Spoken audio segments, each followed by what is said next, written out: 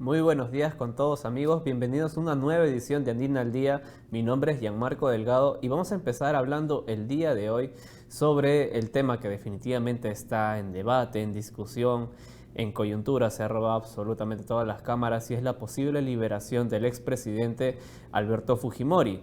Para ello nos acompaña como primera invitada la señora Jenny Dador, ella es secretaria ejecutiva de la Coordinadora Nacional de Derechos Humanos. Señora Jenny, muy buenos días. Buenos días, Gianmarco. Bien, en primer lugar, queremos preguntarle si su organización va a tomar algunas medidas al respecto tras conocerse este reciente fallo del Tribunal Constitucional en el que básicamente lo que está pidiendo pues no es la liberación del expresidente Fujimori.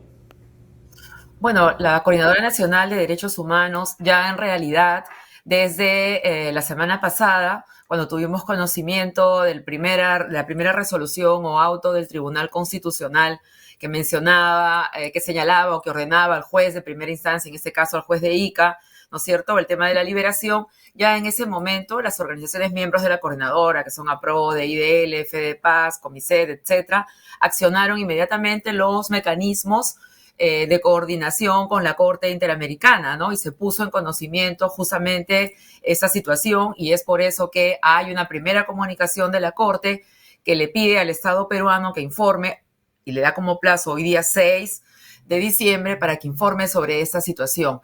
Y prácticamente casi en paralelo también se introduce una medida provisional, ¿no? Solicitamos a la Corte una medida provisional y es por eso también que ya anoche hemos conocido justamente un pronunciamiento de la Corte también, ¿no? Señalando que el Estado peruano se inhiba de llevar adelante, de ejecutar este auto, ¿no? Del Tribunal Constitucional.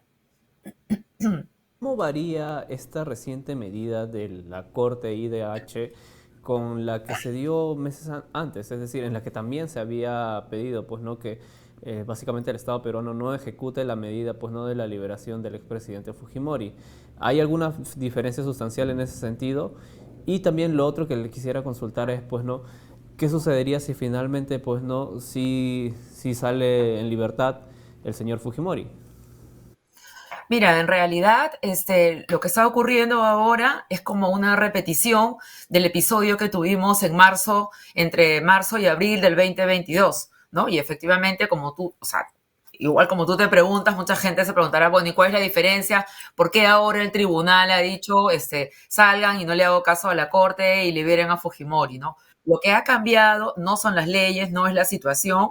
Estamos hablando del mismo caso, del mismo indulto trucho del año 2017, ¿no? O indulto fraudulento, que además incluso por la gestión de ese indulto y por las negociaciones de los votos que se hicieron luego, está condenado Kenji Fujimori y algunos otros miembros de su bancada, ustedes recordarán, ¿no? Entonces, nada de eso ha cambiado, lo único que ha cambiado son los miembros del Tribunal Constitucional, ¿no? Estos 3 o 4 señores que el día de ayer nos han sorprendido con este auto o resolución, ¿no? Insistiendo o ordenando que se lleve adelante la liberación. Por cierto, que en esa audiencia donde se elabora este auto no han sido convocados todos los miembros del tribunal, ¿no? Hay miembros del Tribunal Constitucional que dicen, a mí no me han llamado, yo no he sido citado, yo no he participado de esa audiencia, ¿no?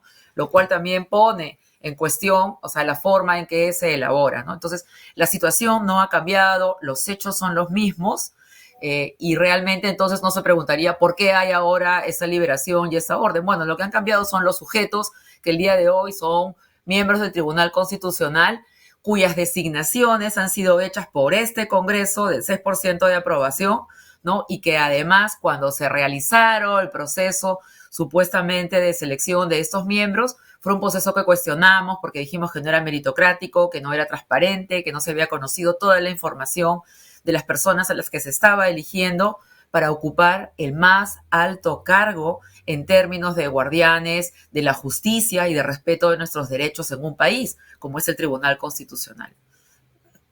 Correcto, es el magistrado Monteagudo el que señaló bueno, en medios en realidad, que no se le había citado, pues, ¿no? Para tal, en todo caso, para emitir la sentencia que ahora conocemos. Esto también Claro, y como tú podría de alguna recordarás manera también, formar Gianmarco, parte de los Monteagudo, argumentos a favor que tiene la Coordinadora Nacional de Derechos Humanos para solicitar a la Corte Interamericana que no se ejecute pues no la sentencia que acaba de dictarse.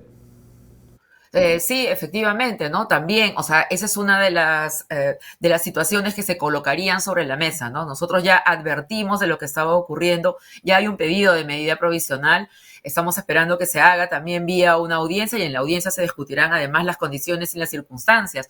No solo esa, ¿no? Incluso magistrados que ya habían opinado, ¿no? O que tenían incluso que habían participado en el proceso del 2022 vía un amicus curi, ¿no? O sea, miembros del Tribunal Constitucional que tenían una opinión sobre ese tema a favor y que ya se habían pronunciado, o sea, tendrían que haberse inhibido ahora o el tribunal mismo es pedirle que se inhiba y no aceptarlo. Sin embargo, nada de eso ha ocurrido, ¿no? Entonces, hay distintos visos o situaciones en la forma en que se ha procedido que en realidad te hacen presumir o pensar, ¿no? Que estamos frente a una componenda más para llevar adelante este tipo de actos de liberación, ¿no? Y lo más triste, que quiero yo decir, lo más triste de todo esto es que están jugando también, ¿no? No solo con el derecho de acceso a la justicia de las víctimas y los familiares, que tienen que entenderse que el derecho a la justicia contempla también la ejecución de la sentencia. No solo es eso, sino que también si pudiera corresponder un indulto o no al señor Fujimori, de acuerdo como lo ha señalado la Corte Interamericana, que tendría que ser cumpliendo determinadas condiciones, ¿no? Eso no es lo que su defensa opta por hacer, ni tampoco sus familiares. Y lo tienen sometido también al propio señor Fujimori a esta situación. Salga, entre, salga, entre. Eso genera también un impacto en la propia persona que está sometida a eso, ¿no? Finalmente hablando pues no de un ser humano, el que de Por alguna u otra supuesto, manera se considera que el se está reo pues no Fujimori, como cualquier otro reo en este maltratando, por país o decirlo de algún condenado, modo. tiene Quisiera también sus reiterarle la derechos. pregunta, ¿no? ¿Qué es lo que sucedería si es que finalmente el expresidente Fujimori sale en libertad, ya que su abogado, Elio Rivera, ha dicho en reiteradas ocasiones que está muy pronto pues no a ser liberado? ¿Contempla esta situación la coordinadora y en ese sentido también tomarían alguna medida adicional al respecto? Bueno, lo que nosotros hemos hecho siempre ha sido utilizar los mecanismos que nos otorga la ley, ¿no? Y todos los marcos procedimentales. Si el señor Fujimori es liberado, estábamos, ¿no es cierto?, en la misma situación que estábamos en marzo del año pasado. Hemos visto el pronunciamiento de la Corte y no tenemos la menor duda de que la Corte volverá a ordenar que el señor Fujimori regrese a la cárcel. ¿No? Si es liberado bajo el mandato de este auto, también fraudulento o trucho, lo que va a ocurrir es que el señor Fujimori va a tener que regresar a la cárcel, ¿no? En vez de que su defensa o familia haya optado por hacer un procedimiento de solicitud de indulto como correspondería, ¿no? Cumpliendo los requisitos de colaborar con la justicia, de pedir perdón a las víctimas, de pagar la reparación civil, y si es que tiene una situación de salud como la que se alega, que lo documente y que con base a todos esos requisitos solicite el indulto que le correspondería. ¿Ustedes consideran que se puede revertir el fallo del Tribunal Constitucional o es que a nivel, en todo caso, pues no de nuestro país, sería la última instancia, ¿no? Y solamente les quedaría recurrir a esta instancia internacional, que es la Corte Internacional? No, el fallo o el auto, en este caso, porque es un auto, es una resolución, ya el fallo es del año pasado, la resolución no se va a revertir. Acá lo que va o que lo que puede ocurrir es o que el funcionario o los funcionarios del INPE, ¿no? Rechacen la ejecución de esta orden contenida en esta resolución, porque también los funcionarios públicos tienen esa potestad cuando se trata de una orden que está vulnerando una convención, ¿no es cierto?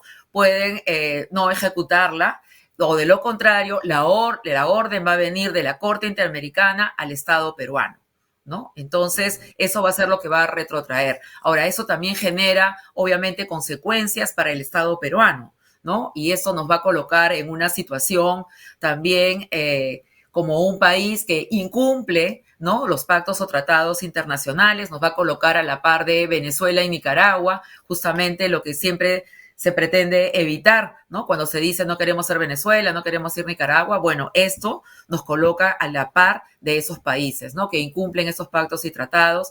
Es un mal precedente en términos económicos para inversionistas, porque es un Estado que no cumple sus acuerdos o sus pactos. Cómo vas a sentarte a negociar? ¿Cómo vas a invertir, venir a invertir a un país que no cumple eso? Y por supuesto, es un pésimo también, digamos, una pésima señal para un país como el Perú, que en este momento está pretendiendo entrar a la OCDE, ¿no? A este club de países desarrollados y que supuestamente estamos tratando de cumplir con los requisitos que se establecen ahí para poder entrar a este grupo de países, ¿no? Y déjame decirte que ese grupo, ahí también hay un estándar de cuáles son los derechos que se tienen que cumplir, qué derechos tienes que garantizarle a tu población, ¿no? Respeto del marco de derechos humanos, derechos laborales, incluso vulnera los tratados de libre comercio que tenemos. O sea, no es solo esta idea que se dice, ay, sí, la Corte Interamericana, que es una instancia politizada, que ahí están todos los zurdos, los caviares. No, no es así, ¿no? Y el cumplimiento de pactos y tratados internacionales tiene que ver con un acuerdo global, universal o regional, en este caso, al que los países nos hemos sometido. Y no solamente son derechos humanos, son también los que guardan relación con el orden económico, los tratados, las inversiones, ¿no?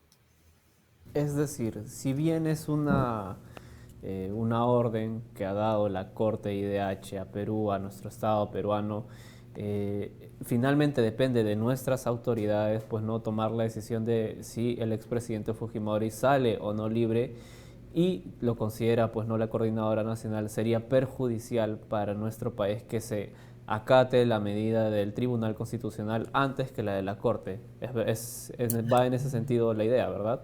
Va en ese sentido, Giancarlo, y además nos sorprende que ahora se esté cuestionando que la Corte puede o no puede darte una orden de esta manera cuando ya lo hizo, ¿no? Hace un año y efectivamente se tuvo que cumplir y parar el tema del indulto, ¿no? Esa es una potestad que tiene la Corte Interamericana y como tú dices, eso nos colocaría como país, ¿no? Significaría un pésimo daño, sería un daño reputacional, como se dice, y todos sabemos que el Estado peruano ha estado muy interesado en mejorar su reputación internacionalmente. Hemos visto incluso cómo contrata agencias o servicios de organizaciones que se dedican justamente a vender o mejorar la imagen de un país, ¿no? Porque quiere ser un país elegible para la inversión, ¿no? Y para la posibilidad de acceder a la OCDE, ¿no? Yendo un poco más atrás, ¿no? De esta historia, el indulto en sí, el indulto humanitario que se le terminó dando en aquel entonces al expresidente Fujimori, fue materia de discusión en su momento, ¿no? Sin embargo, de alguna manera pues no fue anulado, pero yo quisiera consultarle en todo caso cuáles son los argumentos que ustedes consideran por los cuales no debió habérsele otorgado el indulto humanitario al exmandatario, dado que es finalmente lo que se discute hasta el día de hoy, ¿no? Si se le vio o no otorgar esta medida al expresidente. Bueno, en realidad el día de hoy eso ya no se discute porque hay resolución judicial que establece que ese indulto fue fraudulento, ¿no? Y ya, como te mencioné hace un momento, incluso hay una sentencia que condena, ¿no? A los que en ese momento fueron congresistas por haber negociado votos, ¿no? Con una bancada o con el presidente de ese entonces, Kuczynski, ¿no? Para justamente sacar adelante este indulto, ¿no? Ahí hay resoluciones judiciales que te dicen ya qué ocurrió. Lo que se cuestiona justamente es el origen y la forma en que fue tramitado eso. En principio, yo te voy a decir, en principio, los delitos que son de lesa humanidad, ¿no? Como sería este caso, no son, ¿no? No les corresponde o no son sujetos de este tipo de beneficios o de gracias. Sin embargo, cumpliendo una serie de condiciones y atendiendo realmente a un determinado estado de salud que debe probarse, podría, dice la Corte Interamericana, la persona calificar algún tipo de alguna de ese tipo de gracias, ¿no? Pero tienes que cumplir algunas condiciones y esas condiciones, como les mencionamos, tienen que ver con el perdón público a las víctimas y familiares, la colaboración con la justicia, ¿no? El pago de la reparación civil, ¿no? Y que por supuesto se acredite efectivamente esa condición de salud. Mira, hace ¿cuánto fue? 7 años atrás, ¿no es cierto? Se planteó que estaba en una situación de salud tan delicada, que era terminal, que en ese momento, bueno, yo te diría, han pasado 8 años y el señor Fujimori sigue vivo, ¿no? Que bueno, o sea, nadie está deseando la muerte, pero eso quiere decir que la situación que se planteó o que se dijo, la situación de salud que tenía en ese momento, no es tal. Seguramente el día de hoy, 7 u 8 años después, esa situación de salud ha deteriorado, degenerado, suponemos, ¿no? Pero tiene que ser una situación de salud que además sea de tal naturaleza que el encierro no permita la debida atención para mantener tu salud, ¿no? Entonces, no es cualquier situación de salud, ¿no? Hay unas condiciones que tienen que cumplirse. Claro que sí. Sin duda el tema va a seguir, pues no en debate, si es que no sale en libertad hoy, va a seguir discutiéndose el tema. Así que esperamos poder contar con la Coordinadora Nacional de Derechos Humanos para futuras entrevistas y explicaciones, también posiciones al respecto de este muy polémico tema. Le agradecemos muchísimo su presencia, señora Yanina Dor. Muy buenos Muchas días. gracias, Giancarlo, y simplemente recordar que en este caso estamos hablando de un tema de justicia y no de venganza, como a veces se pretende hacer creer. Y se cumplan con los parámetros que establece la justicia. Gracias, buenos días. Buenos días. Bien, entonces ha sido la secretaria ejecutiva de la Coordinadora Nacional de Derechos Humanos aquí en Andina al Día. Vamos a pasar ahora al reporte de Senami a cargo de la ingeniera Raquel Loaiza. Adelante. Buen día amigos de la Agencia Andina para informarles del tiempo a nivel nacional desde el CENAMI. La ciudad capital, a este momento los distritos costeros y la parte central de Lima Metropolitana está con un cielo nublado, una temperatura en promedio de 19 grados y una humedad de 90%. Los distritos del este están con cielo con poca cobertura nubosa, una temperatura también de 19 grados, pero estarían llegando hasta 25 grados hacia el mediodía. A nivel nacional, la costa está con un cielo entre nublado, con un cielo cubierto, pero esto mejorará rápidamente a llegar a una temperatura de 25 grados. Para la sierra sí hay bastante diferencia. La sierra norte y central están con cobertura nubosa. Incluso Cajamarca ahorita está con un cielo cubierto, con una temperatura de 13 grados. Mejorará solo a 20 grados y se espera lluvias en horas de la tarde-noche. Cusco, por ejemplo, también está con un cielo cubierto, 10 grados de temperatura, estaría llegando a una máxima de 20 grados hacia el mediodía, pero sin embargo Arequipa, que es la vertiente occidental, la ciudad de Arequipa, está con cielo despejado, con una temperatura de 16 grados y llegaría a 22 grados. Recordemos también que tenemos un aviso vigente que está hasta el día 7, hasta mañana. Estas lluvias están principalmente localizadas en la parte norte y centro del país. El día de hoy se espera de fuerte intensidad, incluso es decir, de color naranja, para las zonas del sur de Cajamarca, La Libertad, Anca, zonas altas de Lima, Junín, Pasco y Huancavelica. Para terminar con la selva al momento está con un cielo cubierto. Iquitos, por ejemplo, 24 grados, se espera que llegue a 31 grados. Puerto Maldonado está también con un cielo nublado, mejorará un cielo nublado parcial con 23 grados de temperatura y estará mucho mejor que ayer sí todo el día estuvo con un cielo cubierto, el día de hoy llegaría un cielo nublado parcial con 32 grados. Recordemos que también tenemos un aviso, extensión del aviso, este aviso es del 6 al 7, empieza el día de hoy, donde las lluvias estarían concentradas principalmente en la selva alta, con mayor intensidad, y también en la selva baja. Es lo que se le puede informar del tsunami y que tengan un buen día.